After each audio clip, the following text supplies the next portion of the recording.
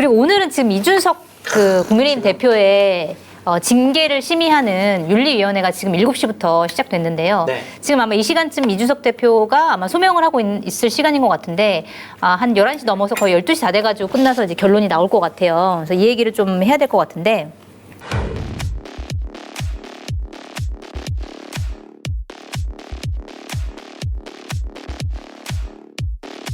이준석 대표도 이번에 윤리위의 결정을 통해서 자칫 잘못하면 네. 자신의 정치 생명력이 끝날 수가 있다라고 판단할 수 있을 것 같아요. 예를 들면 당원권 정지 이상의 심판을 받으면 당대표직도 그만둬야 하지만 다음번 공천도 못 받아요. 그럴 수 있죠. 당원권 정지 받은 징계받은 사람은 네. 어떻게 공천을 주겠어요. 그럼 본인의 꿈인 노원에서 배지를 달겠다라는 꿈조차 날아가거든요. 그렇죠. 여당, 여권 위험합니다, 지금. 지지율 네. 하락하고 있죠. 그렇죠. 당, 대통령 지지율 하락하고 있어요. 민생이 어려운데 너희들은 뭐하냐라는 국민적 비판 받고 있어요. 그런 상황에서 당대표를 징계를 하게 되면 지지율 더 떨어질 거예요, 아마. 그러니까 이준석 대표가 성상납을 받았으면 정말 이거는 사법적인 네. 징계, 사법적인 판단, 사법적인 절차를 통해서 분명히 법적 처벌을 받아야 된다는 게 제 생각인데 네. 아직 그 기초적인 조사가 안 끝났잖아요. 그걸 가지고 징계한다는 것 자체가 무리가 있어 보인다라는 생각이 들어요. 네. 이게 징계를 하게 되면은 어떠한 윤리적인 도덕적인 판단보다 윤핵관들이 국민의힘이라는 당을 장악하기 위해서 이준석 대표를 내모는 거다, 내쫓는 거다, 그런 이미지가 더 강해질 수밖에 없어요. 그러면 당으로서는 상당히 지지율에 악영향을 끼칠 거다. 그것을 다시 회복하기가 쉽지가 않다. 이준석 대표는 이렇게 주장하는 게, 그러니까 경찰 수사 결과가 아직 안 나왔는데 이거를 징계를 하는 게 맞냐라고 네. 계속적으로 주장을 하고 있는 거고 아마 비슷한 말씀이신 네. 것 같은데, 물론 이준석 대표 반대편에서는 뭐라고 얘기를 하냐면 작년 8월에 네. 국민권익위원회에서 부동산 투기 의혹 이 일고 있는 의원들의 명단을 발표를 했잖아요. 그랬을 때 사실 경찰이나 검찰 수사가 끝나기 전에 이준석 대표가 대표로 있는 최고위가 제명이라든지 뭐 이런 것들을 결정을 했단 말이에요. 징계를 줬단 말이에요. 근데요, 네. 손반장님, 손채 반장님, 그거는 그거는 일관성이 없는 거 아니냐는 지적이 나온단 말이에요. 권익위라는 국가기관이 일차적인 판단을 내려줬잖아요. 그러니까 이거는 지금 다르다. 이준석 대표에 대한 징계는 네. 가로세로 연구소 지금 강용석 소장이 얘기한 거잖아요. 그 사람이 어때 국가의 권위 있는 기관이라고 할 수가 있어요? 아니 그런 기관 그런 유튜버가 문제 제기한 걸로 징계 게시를 한 것부터 이상한 거예요 이미. 제보가 들어왔대요. 그러니까 어떠한 징계를 해달라고 구체적인 네. 제보가 들어왔다라고 제보가 윤리위에서는 얘기를 해요. 그러니까 제보가 들어오면 기계적으로 그거를 심의할 수밖에 맞아요. 없고 그렇기 때문에 이거는 나중에 어떤 하면 의도가 되죠. 아니라 뭐 심의를 게시한 거다 뭐 이렇게 그 얘기하더라고요. 심의 게시는 나중에 하면 돼요. 4월에 꼭 했어야 된다고요? 저는 글쎄 무슨 당원 당규를 들고 나올지 모르겠지만 네. 당대표에 대한 징계인데 윤리위가 그 정도 정치적 판단도 못 한다고요? 저는 이미 시작부터 이상한 그림이었다라고 외에는 다른 얘기를 할 수가 없어요. 징계 게시부터가 이상했다. 그래서 네. 요즘 이제 계속 고민을 해보면 이제 참 있을 데 없는 문제를 이렇게 오래 얘기하는지 모르겠지만 어쨌거나 하게 됐으니까 최근의 결론은 그렇습니다.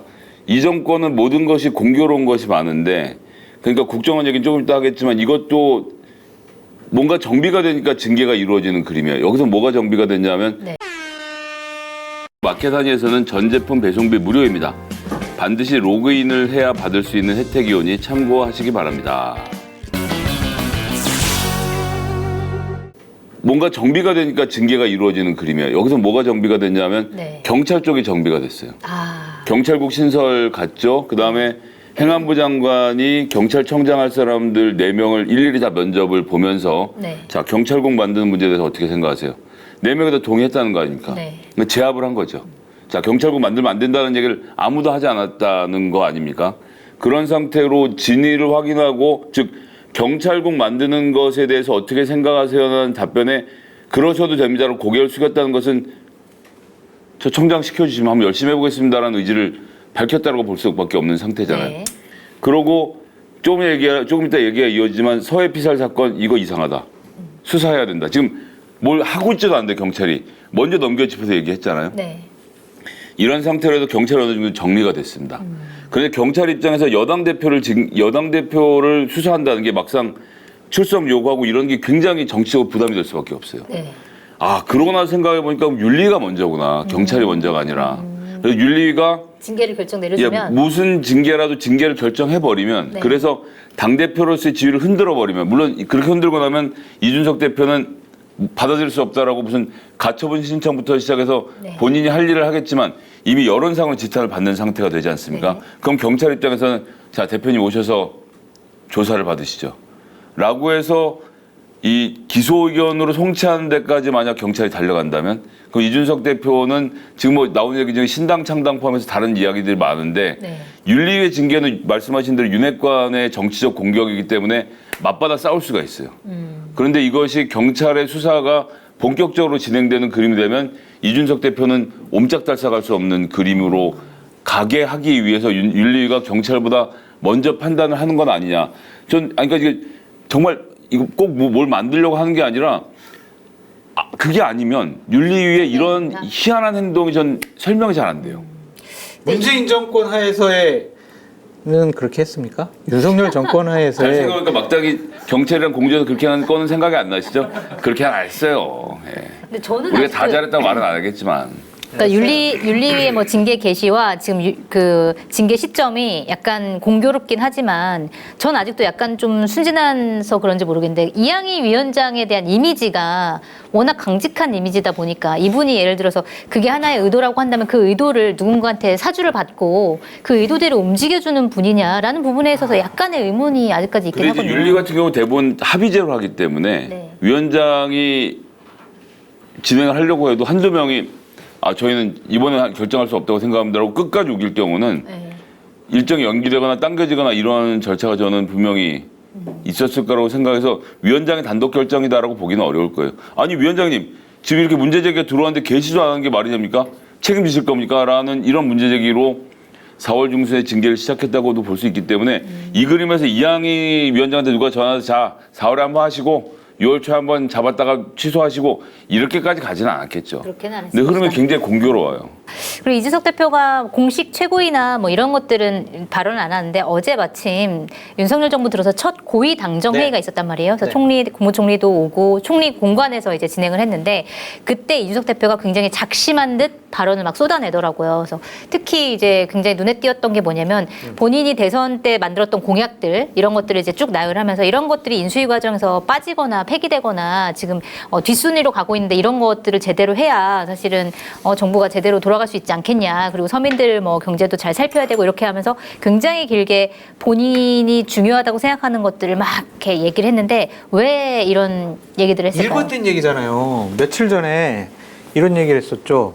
나한테 20일만 주면 내가 지지를 확 끌어올릴 수 있다. 그러니까 이것도 똑같은 얘기예요. 쇼츠 공약 폐기, 공약 우퇴, 공정의 장애물 이런 거가 내가 당대표를 계속해서 당정 협의를 제대로 하고 당에서 제대로 뒷받침을 하면 이거 금방 만들 수 있다. 예전에 공약 그대로 지킬 수 있고 네. 우리가 지지를 올릴 수 있다. 제발 나 좀 건들지 말아라. 나 쫓아낼 생각하지 말아라. 네. 그런 항변이 아닐까라는 생각이 듭니다. 그렇군요. 그 비슷하게 보세요. 2030표는 내 거다. 근데 나를 하면 응분의 대가를 치를 것이다. 협박 정치하는 것 같아. 라는 내용이 그럼요. 네. 그리고 막상 나중에 가면 관료들 컨트롤을 해야 되는데 지금 여기 있는 사람 중에 관료 말 안 듣는 사람 나밖에 없다. 라는 대통령에게 어필 타임을 나름 가져본 거라고 생각하는데 네. 대통령이 윤핵관이 저렇게 당을 윤리위랑 해집고 다닌다라는 이준석 대표의 주장에 동의했으면 이미 정리했겠죠. 하지만 대통령은 정리하지 움직이지 않았고. 않음으로써 움직인 거죠. 움직이지 않았다는 것이 이미 다 움직인 겁니다. 그걸 이준석 대표가 알면서도 못 받아들이는 상태인 것 같은데 네. 몰라서 안 하는 게 아니고 안 하는 것 자체가 메시지인 겁니다. 알겠습니다. 자, 그리고 그럼 대통령의 생각이 뭐냐라고 했을 때 방금 말씀하신 거는 대통령이 아무 얘기도 하지 않음으로써 본인의 의지를 표출한 것이다 라고 한 건데 당은 지금 윤핵관이 운영하는 대로 운영하지 뭐 그렇게 가는 거다? 라고밖에 보여지지 않아요.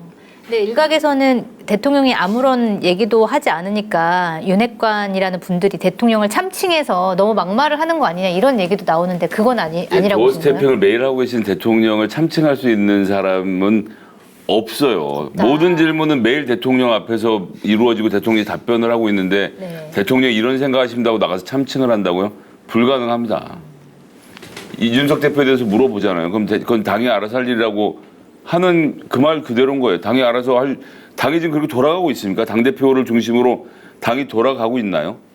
근데 당이 알아서 할 일이라고 하잖아요. 네. 싸우세요, 알아서. 인 거죠. 예.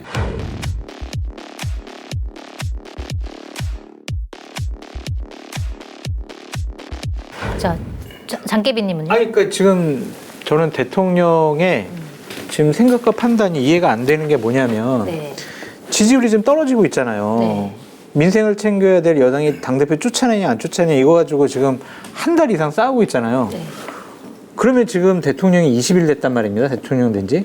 제일 권력이 세고 한마디만 하면 다 정리되는 문제잖아요. 그렇죠. 야, 싸우지 말아라. 좀 왜 그러냐? 당은 이 대표를 중심으로 좀 단합해라. 이런 한마디만 했으면 저런 일 안 벌어졌을 것 같아요. 근데 그런 얘기 안 하시고 그런 사인, 네. 그러한 뭐 뉘앙스의 얘기도 없었고 그러한 어떤 의도된 얘기들이 전혀 없었으니까 네. 우리도 이거 추정해요. 윤핵관들이 하여튼 이준석 빨리 쫓아내자. 그렇게 이제 결심을 해서 저런 일이 벌어지는 것이 아닌가라는 생각이 들어요. 그러니까 이양희 위원장이 아무리 독립적으로 윤리위원장직을 행사한다고 하더라도 네. 당의 모든 의원들이나 분위기가 특히 윤핵관들이 아이 무슨 그걸 가지고 징계를 해. 일단은 경찰 조사를 두고 보자고요. 이런 식으로 분위기를 몰고 갔으면 네. 이양희 위원장이 그걸 독단적으로 그렇게 할 수가 있겠냐고요. 그래서 이거는 대통령의 의중, 윤석열 마음에 안 들어. 그거는 좀 포함된 것 같다라고 보여집니다. 침묵이 바로 용인이다라고 생각이 들어요. 침묵이 용인이다. 네. 자, 그러면 윤리 결과가 징계가 나오고 네. 그 다음에 이제 새로운 경찰청장이 오셔가지고 수사 들어가고 이게 수사해가지고. 이게 수순이에요? 그러면? 이제 그게 김성애, 네. 김 작자님의 논리인데 네. 저는 솔직히 동의를 못 하겠어요. 왜요? 네? 왜요? 그렇게 하라고 지금 지시를 하시는 건가요, 김 작가님이? 분위기를 짜주는 것 같아. 내가 그렇게 누구한테 하라고. 지시를 할 수 있어요? 아니 지금 가장 그러니까 막강한 네. 패널 중에 한 분이잖아요 지금. 그런 식으로 민주당의 간교한 계략에 놀아나는 행안부 장관을 규탄하는 성명이 발표될 것 같은데요. 근데 저는 왜 그렇게 말씀드리냐 하면 그냥 이거는 권력의 다툼에서 그렇습니다. 이준석이라는 사람은 당대표이기 때문에 권력이 있는 게 아니고요. 그가 하는 주장이 세대의 공감을 일으키고 있고 지금까지 국민의힘이 하던 얘기와 달랐고 그리고 광주에서도 그렇고 대구에서도 그렇고 누구보다도 용감하게 자기 말을 한 사람이었기 때문에 그것으로 얻은 권력이에요. 네. 근데 그것을 석연치 않은 이유로 윤리가 징계를 해서 끝낸다? 그럼 그 권력에는 아무런 손상을 주지 못합니다. 설령 그런 것이 있었다고 하더라도 네. 그게 무슨 그렇게 큰 이렇게 해서 이렇게 할 일이냐라고 분개하는 사람이 더 많아질 수도 있을 거란 말이에요. 저는 네. 그러니까 그의 가치가 살아있는 이상은 그를 죽일 수는 없다고 생각하거든요. 당대표에서 내쫓을 수는 있더라도. 네. 그런데 그렇게 돼서 이 사람이 나가서 독자적으로 지금보다 훨씬 더 큰 목소리로 윤석열 정부와 윤핵관에 대한 규탄과 공격을 시작하면 이건 정말 걷잡을 수 없는 일로 번질 수밖에 없습니다. 그럼 윤핵관이 무슨 일을 그것까지 저질러 왔던 대통령실과 대통령의 측근들은 지금 판단할 수밖에 없는 상황이고 애매하게 이준석 대표를 의자만 뺏고 끝내는 걸로는 안 돼요. 입을 막을 수 있을 때까지 몰아칠 수밖에 없는 상황으로 이미 몰려간 거예요. 이제는 사느냐 죽느냐로 가는 거지 어정쩡한 결말을 저는 볼 수는 없다. 그러니까 권력의 입장에서는 네. 여기서는 이렇게 해서 자 안녕 우리 좋게 헤어집시다가 죄송한데 저 안 될 것 같아요. 나 무섭잖아. 여기 옆에 드럼통 있는데. 에? 그런 식으로 얘기하시면 내가 그러니까 얼마나 아까 전에 이준석 대표가 먼저 들어가고 그 다음에 장깨비님이 처음에 들어갔어요. 제가 8시 59분에 도발했을 때도 안 넘어갔던 것이 본인을 선을 잘 아시는 분이거든요. 선만 지키면 됩니까? 그럼요. 감사합니다. 살아남겠습니다.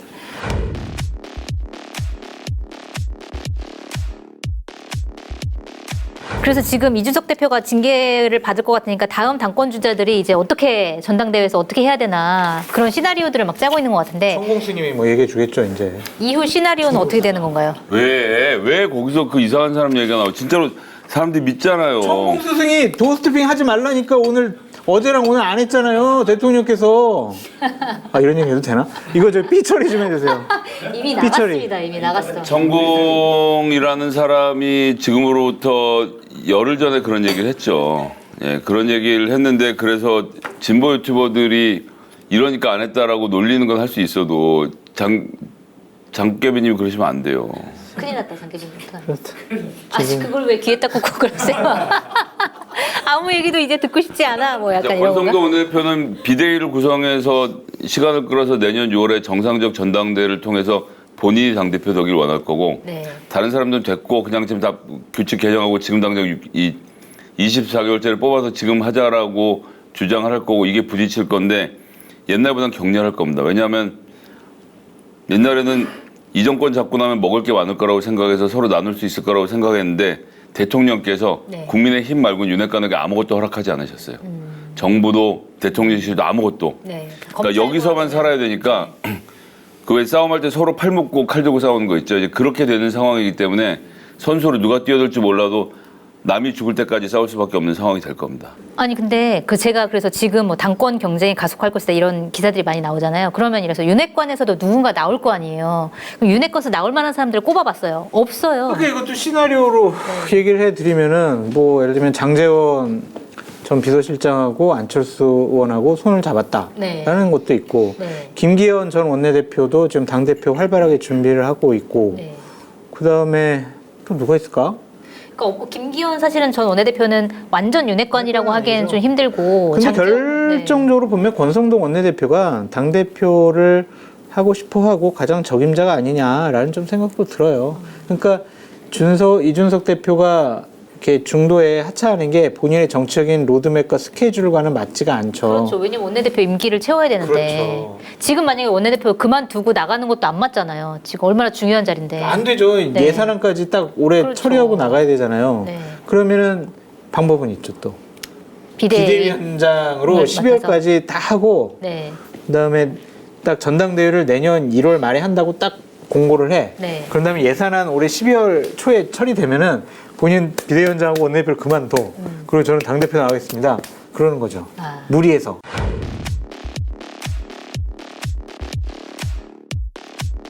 네. 그래서 그 싸움이 장제원과 권성동의 두 사람의 싸움이 저는 될 거라고 보는 거예요. 칼부림 나겠지. 갈등을 불러일으킬 거라고 예상하시는 거죠? 하늘 아래 네, 없습니다. 호영호제인데. 형제끼리 잘 싸우잖아요. 아니, 근데 지금 권력 형제 난 형 뭐 어디 좀 잠깐 가 있어. 지금은 내가 할 기회가 안 돼요. 둘이 네. 그냥 이 판을 먹느냐 마느냐밖에 없고 이 판이 자기들 그리면 작은 판이기 때문에 네. 나눠 먹기 힘들 거예요. 왜냐면은 진짜 내년 당대표가 공천권을 갖잖아요. 진짜. 네. 그건 어마어마한 거예요. 그러니까요. 그래서 욕심이 장제원 생길 수밖에 의원이 당대표보다는 사무총장을 원한다는 또 소문도 돌더라고요. 사무총장이 공천관리위원장이 가장 큰 힘이 있죠. 하여튼 뭐. 알겠습니다.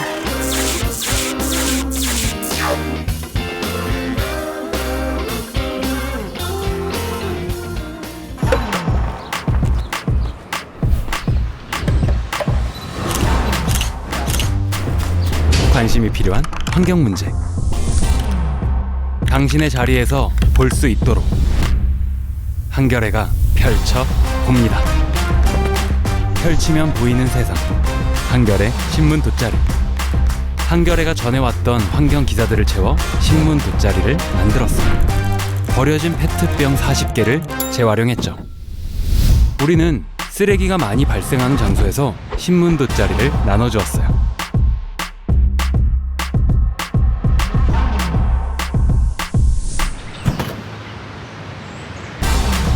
돗자리 위에서 환경에 대해 한 번 더 생각할 수 있게 만들었죠. 세상에 필요한 이야기가 더 알려지길 원한다면 지금 여기 한겨레의 벗이 되어주세요.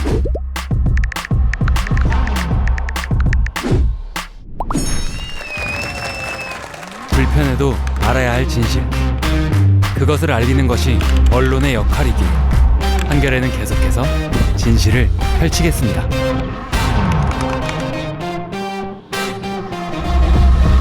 한겨레 서포터즈 벗. 뭐라고요? 아니 요즘에 마켓타니에서 이용 안 하는 분도 있어요? 쇼핑몰계 차세대 리더 마켓타니 정치권의 정보통 저 장성철이 자부하겠습니다. 정말 강력하게 추천드립니다. 왜 추천을 하느냐? 덕분에 제 출연료가 인상됐기 때문입니다. 굉장히 만족스럽습니다.